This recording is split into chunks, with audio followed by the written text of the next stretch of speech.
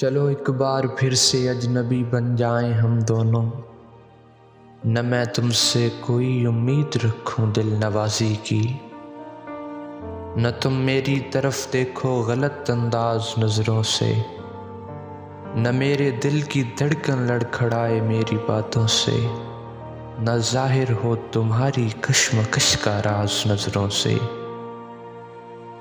تمہیں بھی کوئی الجھن روکتی ہے پیش قدمی سے، مجھے بھی لوگ کہتے ہیں کہ یہ جلوے پر آئے ہیں، میرے ہمراہ بھی رسوائیاں ہیں میرے ماضی کی، تمہارے ساتھ بھی گزری ہوئی راتوں کے سائے ہیں۔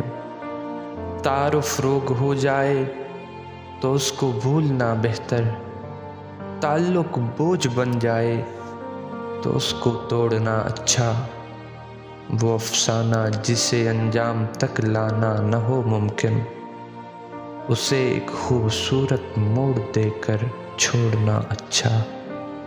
چلو ایک بار پھر سے اجنبی بن جائیں ہم دونوں۔